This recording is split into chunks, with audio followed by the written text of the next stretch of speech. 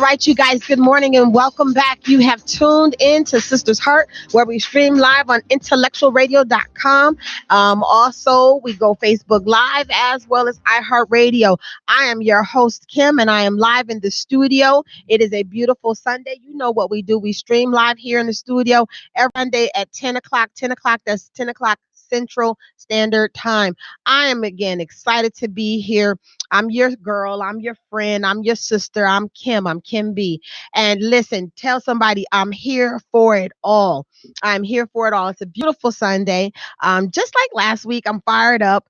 There definitely is a word from the Lord, and I hope and pray that somebody will get something from it today. Again, my Facebook, pray that somebody will get something from it today.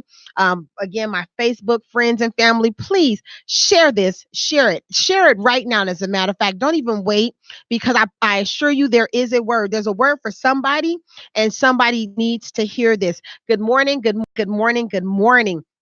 So let's go right ahead, go right ahead and get into this. I try to keep it, you guys know, I try to keep it a little under 30 minutes. I don't want to, take too much of your time, because I get it, right? Too much of your time, guess what? I'll lose it. So nevertheless, if you're following me on Facebook, then you already know the subject. You already know the topic. You already know the word.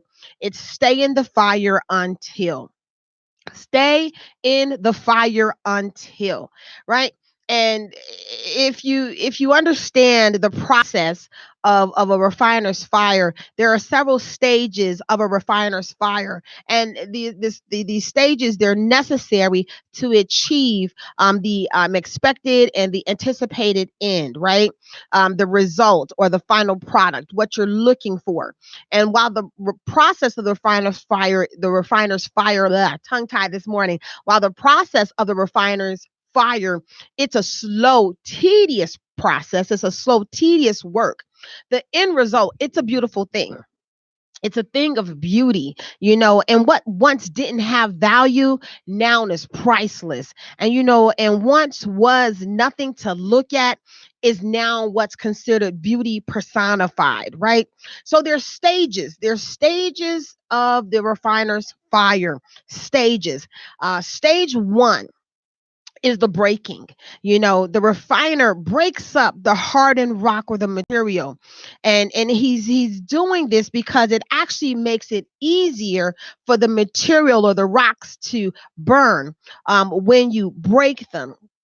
And right now, some of us are just like that rock. We're just like that rock. We need to be broken. And often we don't want to be broken, but being broken it helps in the process to be healed.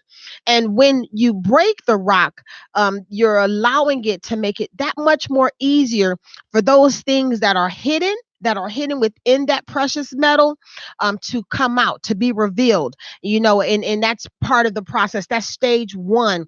The breaking is necessary. Somebody needs to know that the breaking is necessary. It doesn't feel good. And nobody likes it. Nobody likes it. Nobody wants to be broken, but the breaking is necessary. So that's stage one. And then you have stage two. And stage two is the crucible, right? And what a crucible is, it's a fireproof melting pot. It's a fireproof melting pot. And this fireproof melting pot is able to withstand the extreme heat. It's able to extend to withstand the extreme heat that the materials that are inside of it are about to endure. And the heat is used to purify as well as cleanse. The heat is going to serve a purpose, but it's put inside of this crucible, right? And again, remember, these are the broken pieces that are going inside of the crucible. And when I was thinking about that, and I said, Lord, now how is it that you have an instrument, in this case, a crucible, that is able to withstand the fire? Right. So the materials that are in the fire are going to be affected, right? They're going to be changed. But the crucible, the pot that it's in, it's not going to be affected. It's able to withstand it.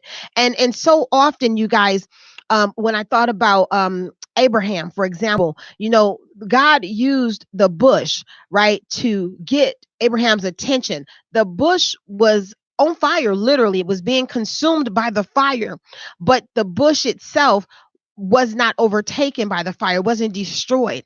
So God uses things of that nature to get our attention.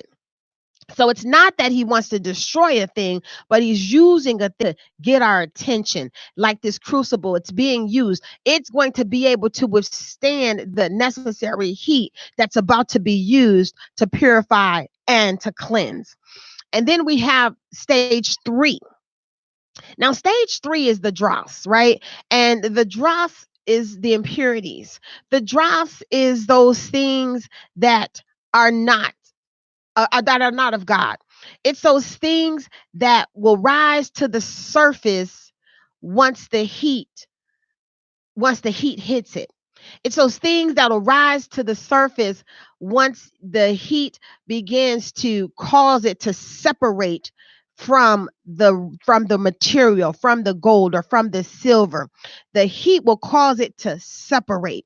And what the refiner is doing when the materials begin to separate and rise to the surface, he begins to take that material and he begins to move it off, right? He has a tool where he can pull it off of the material that he's trying to refine.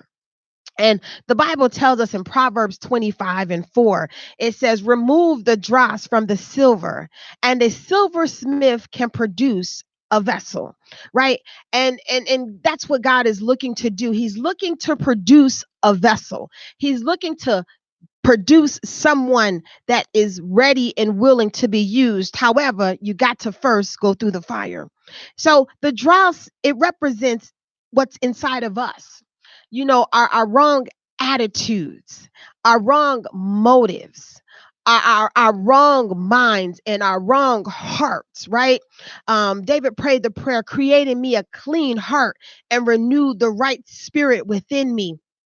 And see, that's a beautiful prayer, and it's said often. You hear it said often on a Sunday morning or on a Sabbath day. So we hear it often, but what we don't understand or what we don't appreciate in that prayer, if you're asking God to create in me a clean heart and to renew the right spirit, what you're asking God to do is, Lord, put me in the fire.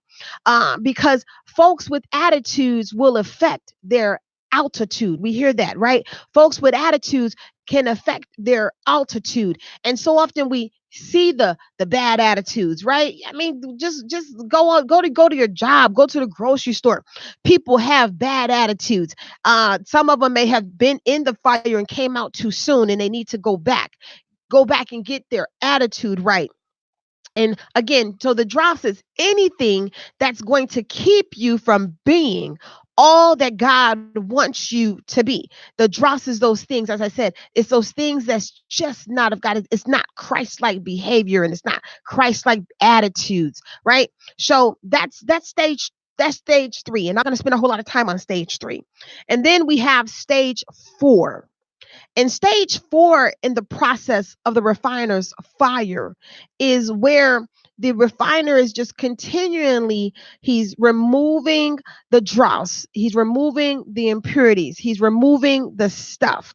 So he pulls the crucible out of the fire, he removes the dross. And what he's looking to do, he's trying to see something. So he pulls the crucible out of the fire.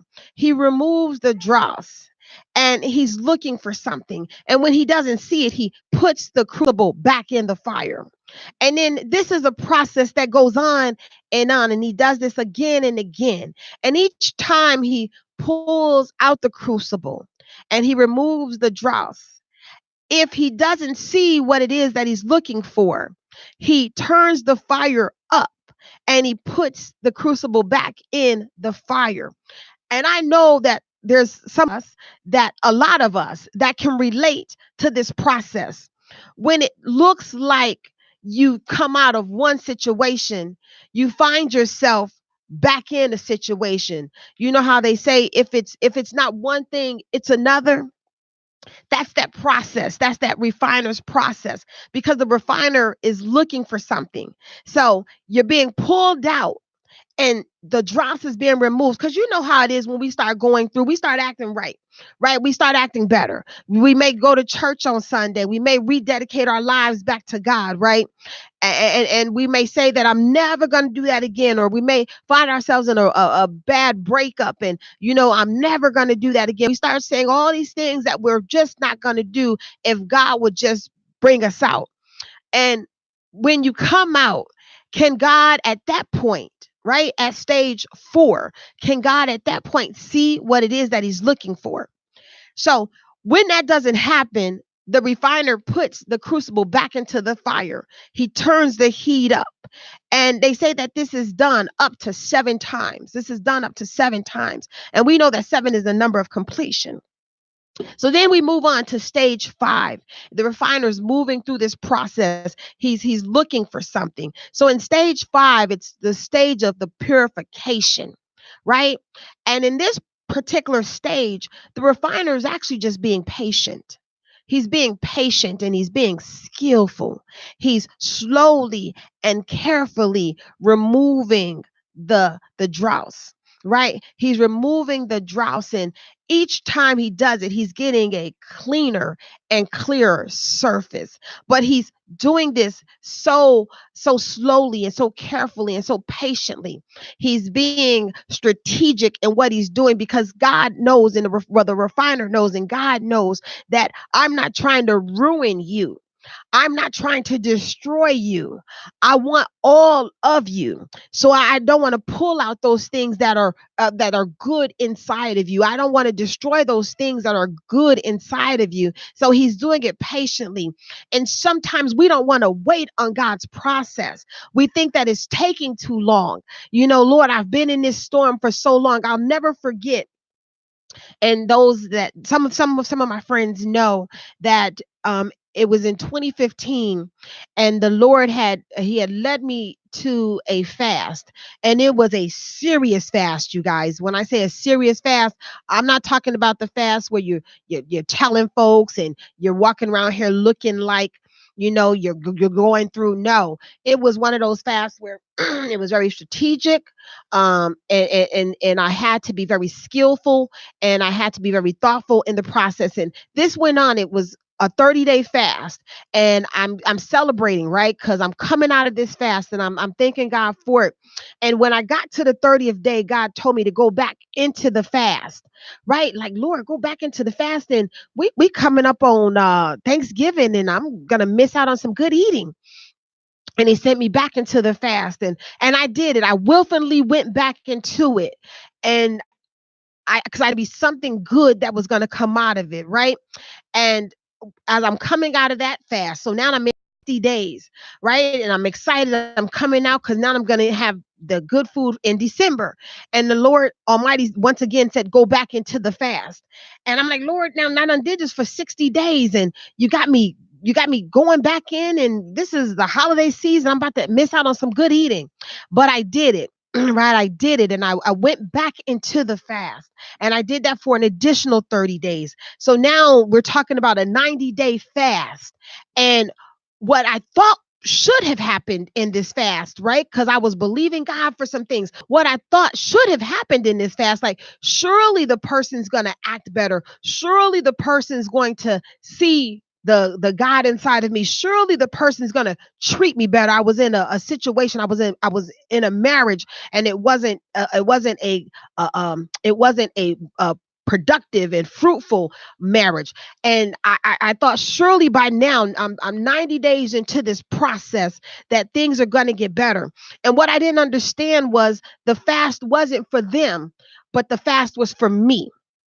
Each time that God was telling me to go back into the fast, what he was looking for was the impurities, the things that was in my heart, right? The anger, the bitterness, the frustration, the feelings of disappointment and being let down, and feelings of being rejected. What God was looking for were those things to rise to the top, so that he can remove them and take those things off of me. So the fast wasn't for them, but the fast was for me. So I was in that process, and I was in that process for 90 days. And I thank God for the process, because there was something that he needed to see inside of me, and he wasn't going to let me out of it until he saw what he needed to see. And that takes me to the sixth stage. The sixth stage is the reflection, right? It's the reflection. And I don't know about you, but when I read this, it made me excited. And it comes from the book of Isaiah, and it's the 48th chapter, and it's the 10th verse. And what it says is, see, watch this, I have refined you, though not as silver. I have tested you in the furnace of affliction. Oh my God, I can preach that. It says, see, I have refined you, though not as silver. I have tested you in the furnace of affliction. This is God speaking. Said, I've done this. I've tested you in the furnace, right? The furnace is hot, and the furnace of affliction, right? Affliction. Affliction. What do you mean, Lord, the affliction? What do you mean that you've tested me through the affliction? Right? Affliction is not a good word. So you mean I've been wounded, I've been hurt, right? You've tested me in a season, in a time, in a furnace, a fiery furnace of affliction. And then when we find ourselves going through that affliction, a lot of us feel like, right? We feel like Jesus on the cross saying, Father, why hast thou forsaken me? Right? We feel like that. We feel like God has left us. We feel like we're out there all by ourselves. We feel like God is doesn't care. We feel like God is not hearing us. We feel like God is not answering our prayers. But I want you to know today, watch this, you weren't being crucified in your affliction. You weren't being crucified, but you were being fortified. You were being strengthened. And that's something. God is using that furnace. He's using that process to fortify you, not crucify you. He's using that process to purify you. He wants you truly to have a clean heart. He truly wants you to have a renewed spirit. Because watch this, the Bible is clear. It says, many are the afflictions of the righteous. Many are the afflictions. You're always going to have somebody coming at you. You're always going to have somebody testing you. You're always going to have somebody speaking against you. You're always going to have haters. And I tell you, appreciate the haters. The haters will make you greater. Oh my God, the haters will make you greater. So appreciate your haters. But you're always going to have those situations and those times. But you're not being crucified. Yes, you're in the fire, but you're not being killed in the fire. You're being purified and glorified in the fire, in the process, because God is looking to see what it is that he needs to see. He's looking to see what it is that he needs to see inside of you.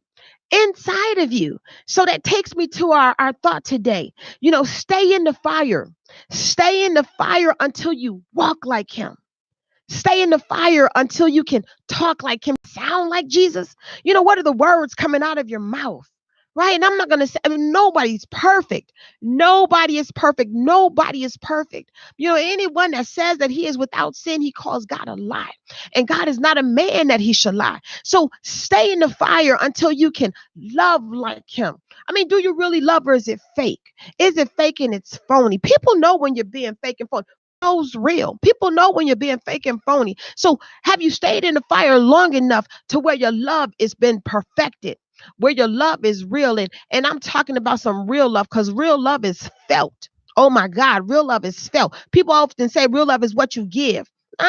Yeah, I get that. But let me tell you something. Just because they're giving to you does not mean they love you. A lot of times, go back to what I talked about, people motives and their motivations, their hearts are not right. So stay in the fire until you can love like God love, until you can love like Jesus love. Stay in the fire until you can give like God give.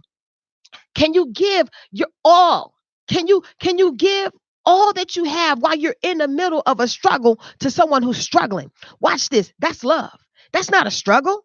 That's love. When I can give to you when I'm struggling, listen, I'm loving on you. So stay in the fire long enough so that God can see what it is to see in you. We look for God for an answer. We go down and we pray. We run to the church and we pray. We call the pastor and ask the pastor to pray. We ask our grandmamas to pray, our aunties to pray. We ask everybody to pray, right? But this is what we forget, that God is a God that answers by fire. My God, He answers by fire. So when you're looking for an answer from God, just know that He's coming with an answer, and that answer is going to be by fire. I pray that you are strengthened on today. I pray that you are fortified, purified, that God may be glorified in your affliction, in your trial, in your test, because your test is only producing for you a testimony. And if you are willing to have a testimony, you got to be willing to have a test. Because it's like they used to say, no cross, no crown. How you ever going to tell somebody how to get over if you are still under? How you ever going to tell somebody how to come through if you haven't even come out? How? You got to be able to see your way through it and understand the process. It's not going to always be a storm. It's not always going to be rain. It's not always going to be a struggle. It's going to be some ups and it's going to be some downs. It's going to be some hills and it's going to be some valleys. But those are the times when you're in the valley that you do according to the word. Look up to the hill from which cometh your help, because all of your help is coming from God. So if you're in the fire, stay in it. Don't come out of the fire until God sees what it is that He needs to see, until God sees a reflection of Him. To be like Jesus. Oh my, to be like Jesus. There's nothing better than that. Why do you say there's nothing better than that? Because when you be like Jesus, you can do what Jesus did. There's power of life and death in the power of our tongues. Guess what? But you can't tap into that power until you're connected to that power. And guess what? You got to go through something. You got to go through the fire. Don't come out of the fire. Don't come out of the fire until anything and everything that's not like God comes off of you. And you know when you still got some stuff on you. And I'm not always talking about, and I'm not just the hurt and the pain, but we got some bitter folks that are in the church. We got some bitter mothers on the motherboard. We got some angry deacon board. We got some angry people in the choir, right? It grieves me. It grieves me in the line of business that I'm in. I meet religious people all the time. All the time. And I'm left with two impressions, right? And the impressions are only based on what they're giving me. And I say to myself sometimes, because they don't know who I am, I never make my announcement.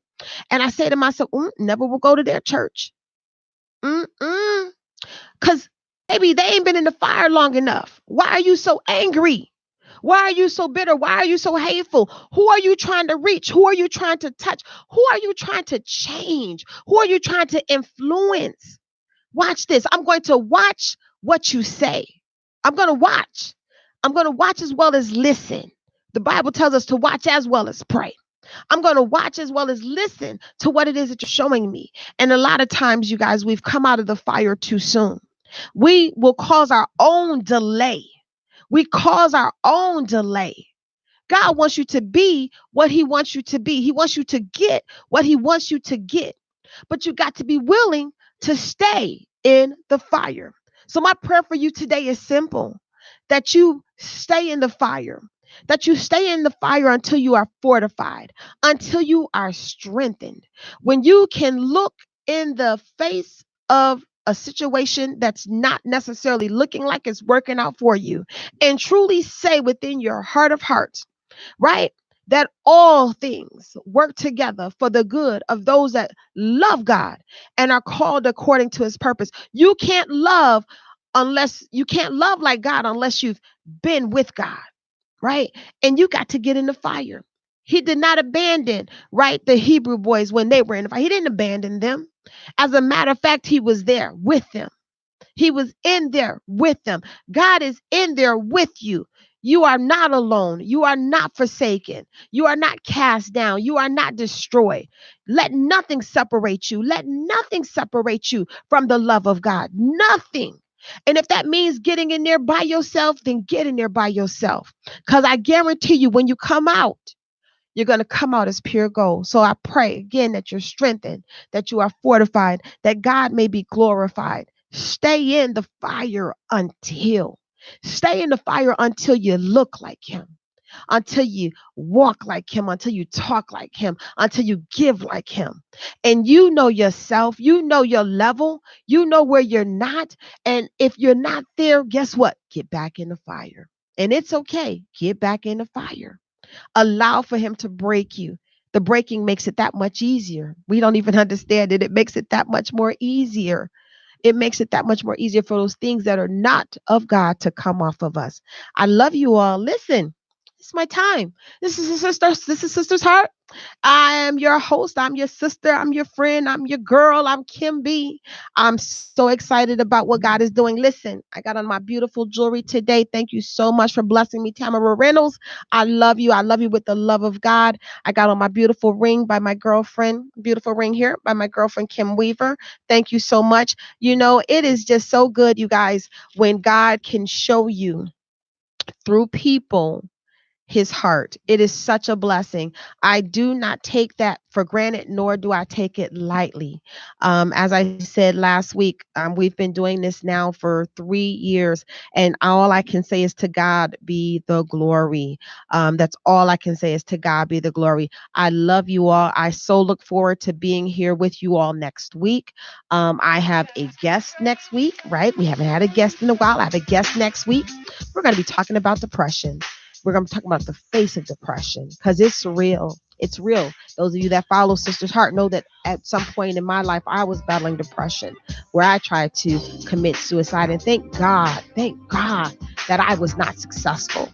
Thank God that God said not so. I thank him for that. So we're going to be talking about that. It's going to be a real show. I hope and pray that you got something today that will help you, maybe help someone that's in a situation where they're in a fire and all they keep wanting to know is when is it going to end. Tell them it's not going to end until God see what it is that he needs to see. On that, I'm going to end it. Take care. Love you. God bless. It shouldn't be so hard to understand that it's good to love and become as a woman. Because you see, that's how God made. That's how God made us. That's how he created us.